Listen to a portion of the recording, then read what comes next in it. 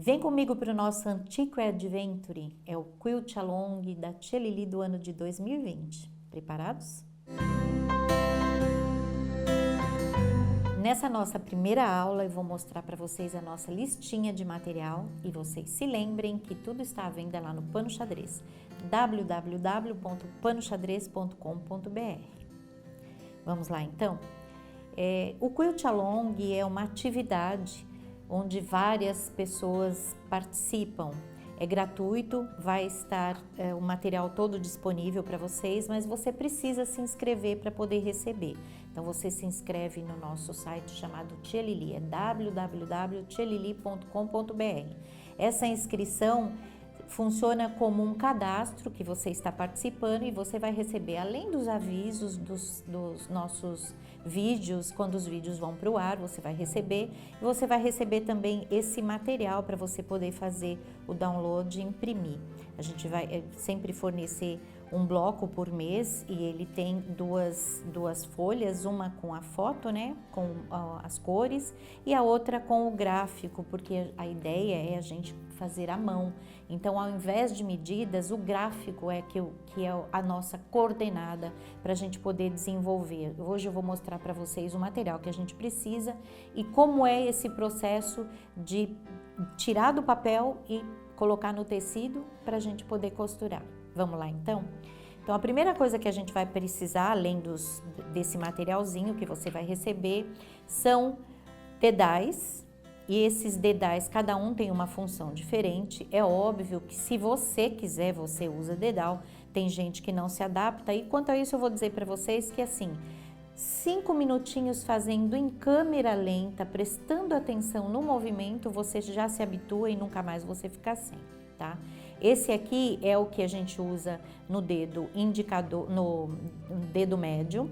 É o dedo que empurra a agulha, então é um dedo que sofre bastante, então a gente tem esse dedal, ele é adaptável, então você não precisa se preocupar com se o seu dedo é mais gordinho ou mais magrinho, porque ele é adaptável. Ele tem uma unha, não sei se a câmera consegue mostrar, olha lá, uma unhazinha aqui, que impede que a agulha deslize. Ele tem uns furinhos também, então a agulha sempre se encaixa, sempre acha um furinho para se encaixar, para você poder empurrar a agulha e proteger assim o seu dedo. Além disso, nós temos dois outros que facilitam bastante na hora de puxar a agulha. Ele vem, é um kitzinho, vem já os dois. Algumas pessoas usam só nesse dedo, outras pessoas usam só nesse, mas eu já me habituei a usar nos dois.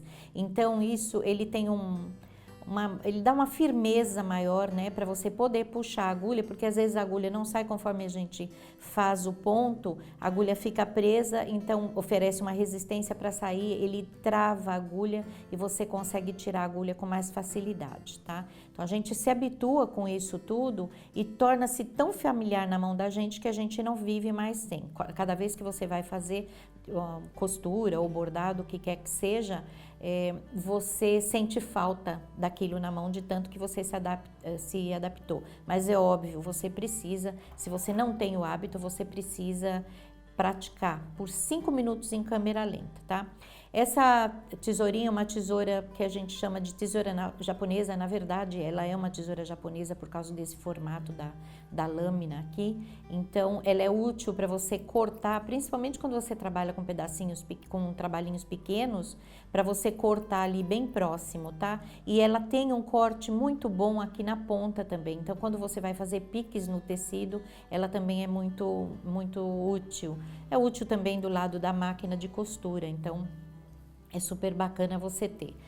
Outro material que é também opcional, mas que faz toda a diferença, é esse cortador de 18 milímetros. Então, o cortador médio, ele tem 45, depois tem um de 28 e esse é o de 18. Ele é muito pequenininho, olhem, a lâmina dele é bem pequenininha, então para trabalhinhos pequenos ele é o ideal, é muito bacana, tá? Além disso, a gente tem uma série de canetinhas. Esta caneta a gente não tem no site para vender, mas normalmente as pessoas têm isso em casa. É uma caneta para copiar o risco, tá? Essa daqui é bem fininha, então se você não tiver, você pode usar um lápis bem apontadinho, tá? Mas é bem útil uma canetinha dessa. Essa canetinha tem ponta porosa, a minha tem ponta porosa, é 0,1, ela é bem fininha. Quanto mais fininho for o risco, melhor, porque você tem mais, o trabalho fica mais acurado, né? A sua guia fica mais acurada. A gente já vai ver como usa. Além disso, essa caneta, essa sim tem lá no site, é uma caneta que ela não desaparece como as outras que a gente tem, mas ela sai com água. Não daquela forma que a gente conhece também, que tem algumas canetas que desaparecem aplicando água em cima. Essa não, vai ser na lavagem. Mas enquanto você não lavar o seu trabalho, ela não vai manchar, não vai acontecer nada. A gente só usa ela no avesso e ela é utilizada para copiar o risco quando você, para riscar, né, ao redor do nosso molde, quando o tecido é muito escuro. Porque às vezes você tem um tecido onde a caneta azul e a vermelha não aparecem, tá? Essas duas sim desaparecem ou com fricção, aqui na ponta tem uma borrachinha, ou com aplicação do ferro. Se você aplicar o ferro quente em cima, ela vai desaparecer também, tá? Todas elas são bem fininhas e super úteis. Uma boa tesoura para cortar os tecidos, isso é, né, um material básico para patchwork. Além disso, eu indico esse joguinho de agulhas, que ele tem o nome de agulha de alfaiate, mas é uma agulha que é especialmente desenvolvida para trabalhos mais delicados. Não é uma agulha de bordado como a gente está acostumada, ou uma agulha de quilting, mas ela é bastante útil e bem próxima daquela desenvolvida e é nacional. Esse aqui é o grande benefício dela. Esse joguinho tem vários tamanhos, tá? A gente pode utilizar aquele que a gente se achar melhor, se encontrar melhor. Eu não recomendo essa maior aqui, aliás, essa maior aqui eu gosto muito para aquele trabalho japonês chamado sashiko, mas eu fico entre a primeira e a segunda aqui, que até a primeira é a minha preferida, para falar a verdade, mas a segunda também eu gosto bastante, tá? Eu vou explicar para vocês o porquê que ela tem que ser pequena. A gente coloca o dedal aqui e se a agulha for muito longa, eu tenho que ficar com o meu dedo muito aberto para ficar lá no final da agulha, olha. Aqui tá super confortável para mim, minha mão tá super confortável e o meu dedo já está no final da agulha. Ao passo que se eu pegar uma agulha muito comprida, eu tenho que ficar com a mão lá embaixo fazendo uma pressão aqui. Então, tem gente que estranha trabalhar com agulha pequena, mas faz aquele teste que eu falei, aquele trabalhinho de 5 minutos trabalhando em câmera lenta, bem devagarinho, você vai ver que a agulha menor é bem melhor, cansa menos a mão, né? Você tensiona menos essa região aqui. A gente usa também as linhas, pode ser a marca que vocês quiserem, a gente também tem lá no site. Eu tô com duas aqui, essa daqui é a Drima, é 6263, tá? Ela é uma linha mista. E eu tô com a corrente laranja, a 225. Essa é uma cor que a gente utiliza para costurar, porque ela não aparece, quer seja em tecido claro ou em tecido escuro, mas também para aplicação, porque a cor dela facilita bastante, tá? Eu tenho, óbvio, umas latinhas aqui, a gente tem umas latinhas, talvez dependendo da época que você está assistindo esse vídeo, talvez não exatamente esses modelos, mas latinhas a gente também tem lá no site, elas são super úteis. A latinha eu uso para ir colocando, olha, aqui por exemplo eu tenho meus papeizinhos, então eu me organizo, eu tenho latinha, eu sento no sofá para trabalhar, viu, Aline? E eu fico com as minhas latinhas em volta, eu tenho uma que eu utilizo até para ir colocando lixinho, que assim quando eu levanto o espaço tá todo limpinho, tá? Além disso, fita crepe, né, diretor, que é super útil. E o nosso papel freezer, esse papel é um papel que quando você passa ferro ele cola e quando você descola e cola novamente. Ele é usado para diversas técnicas. No meu canal no YouTube a gente tem bastante técnicas com eles e a gente vai mostrar mais algumas agora. E uma delas é, por exemplo, fazer molde, então é bem interessante, tá? O papel freezer também tá lá no pano xadrez. Eu gosto bastante dessa minha régua, que é uma régua que eu utilizo para centenas, dezenas de técnicas diferentes. Ela tem muita utilidade, essa régua. Também tem vários vídeos lá no canal.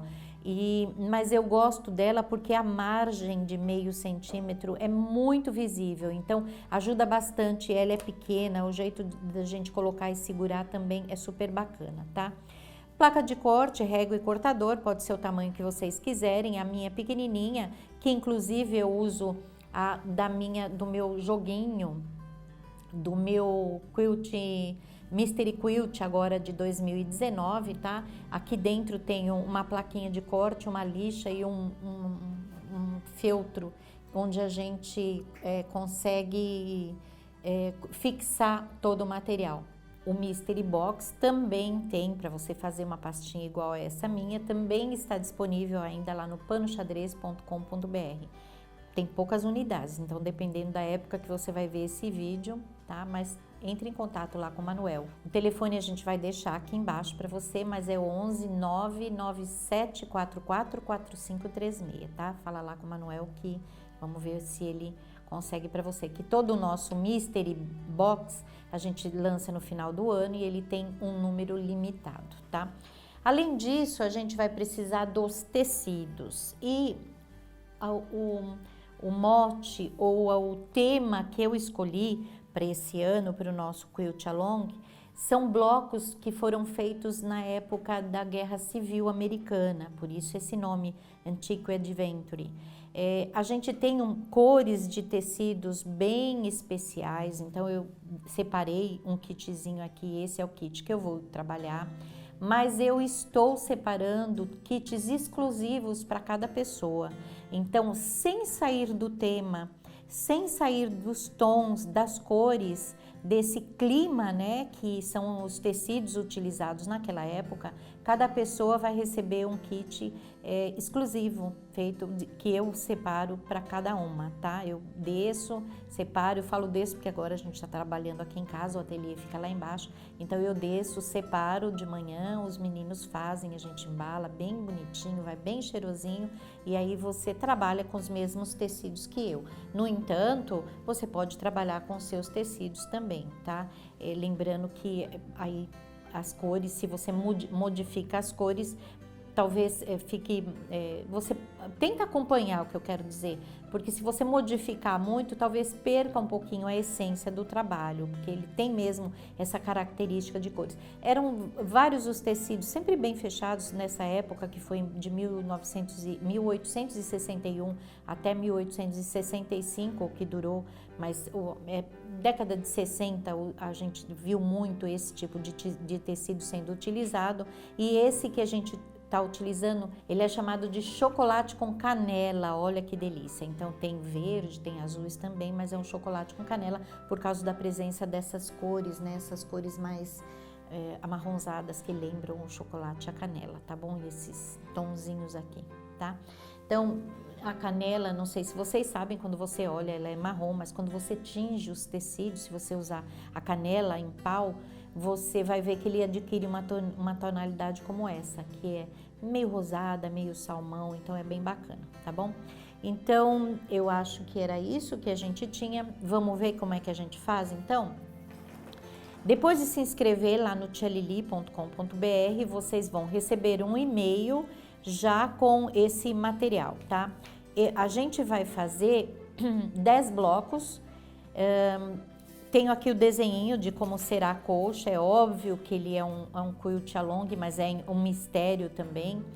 Eu não sei se dá para ver, mas eu acho que sim, olhem só o desenho.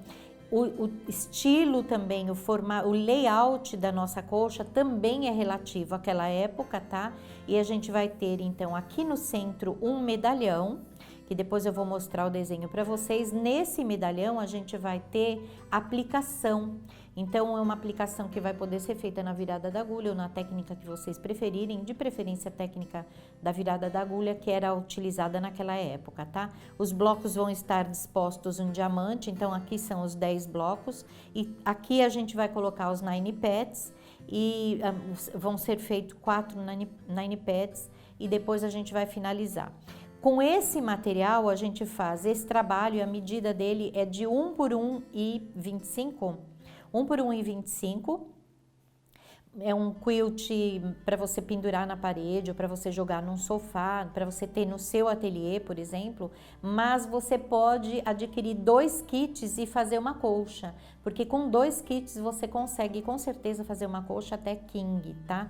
E a gente vai ajudar quem resolver fazer essa colcha maior, então a gente vai ajudar nisso também, tá bom? Então, depois que você baixar esse material, esse impresso aqui colorido, se você tiver como imprimir colorido, ótimo. Se não, se você imprimir em preto e branco, marque nos lugares as cores correspondentes ou pinta, né? Pega o lápis de cor lá ou seu ou dos filhos. A gente sempre tem filho e neto que usa esse tipo de material, então você pinta para você ter as cores, tá bom? Mas de preferência imprimir colorido.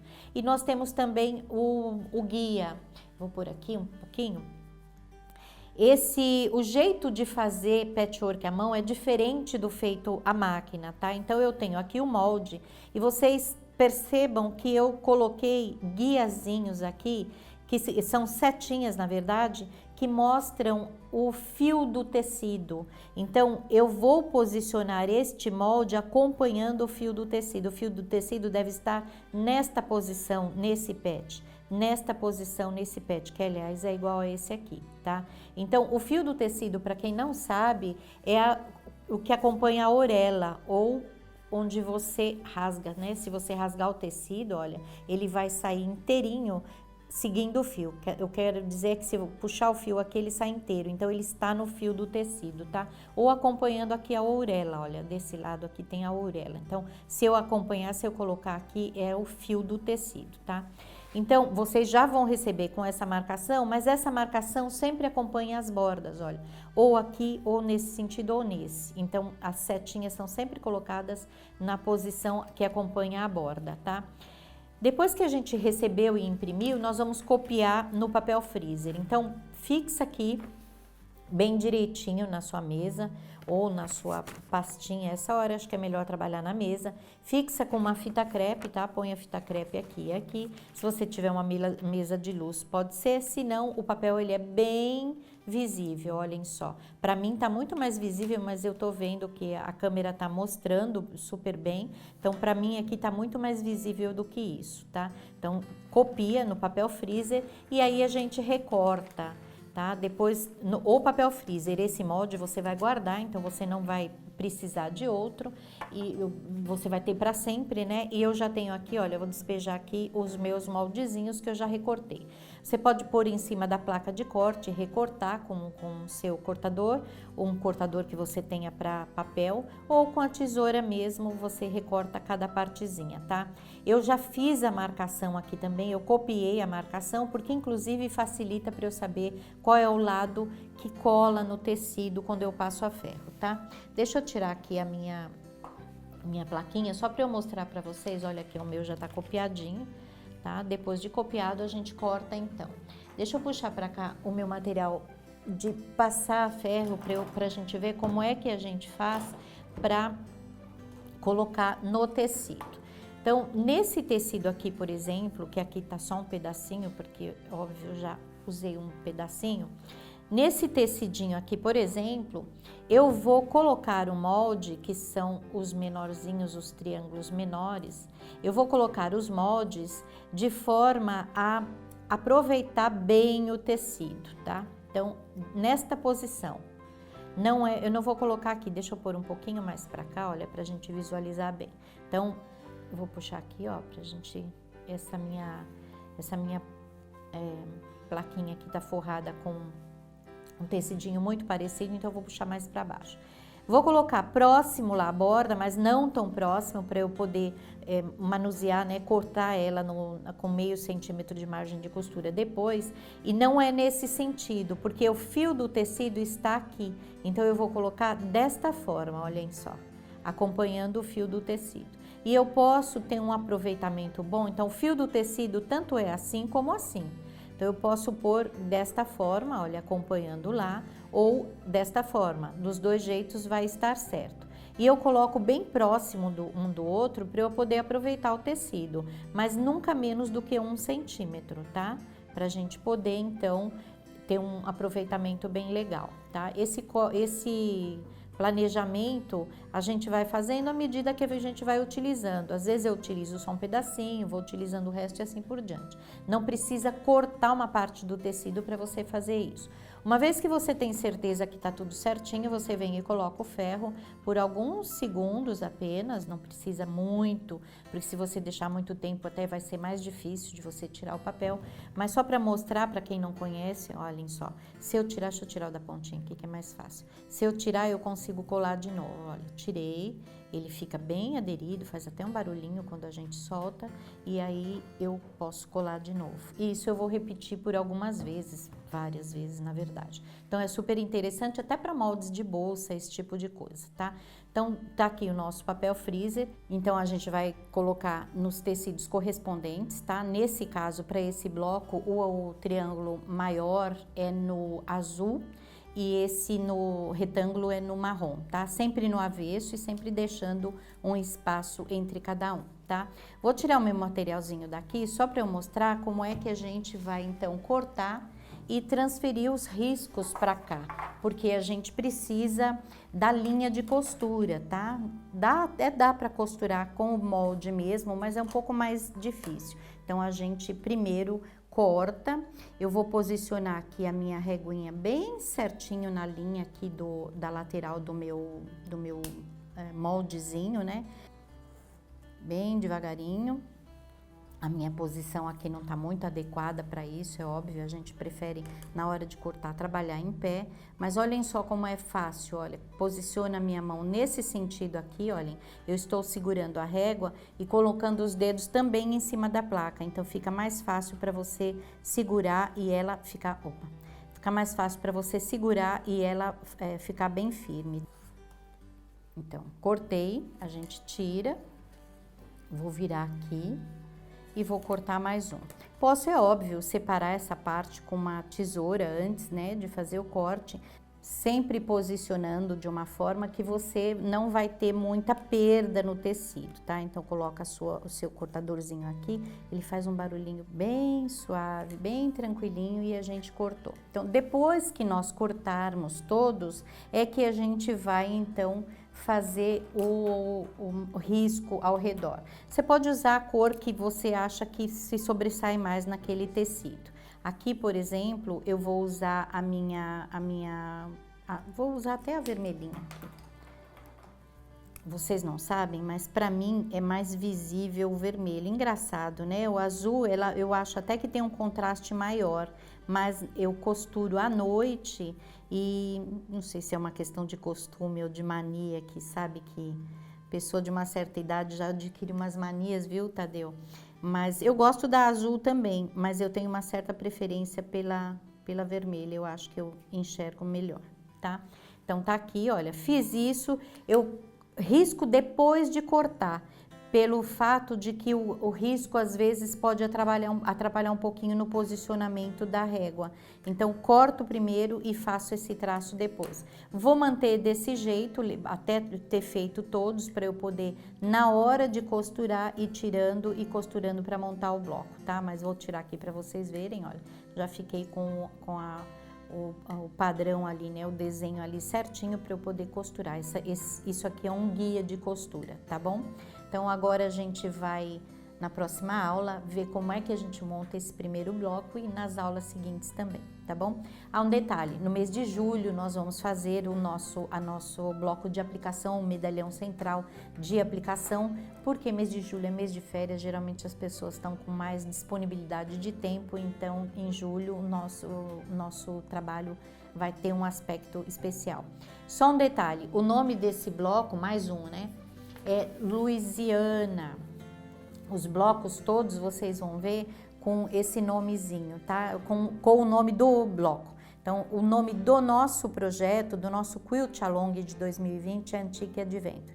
O nosso tema são os blocos mais utilizados durante o período da Guerra Civil Americana e esse primeiro bloco se chama Louisiana. Louisiana é um estado americano onde nessa época da Guerra Civil eles tinham 47% da população de escravizados, negros escravizados. Então ele era um estado que não era abolicionista.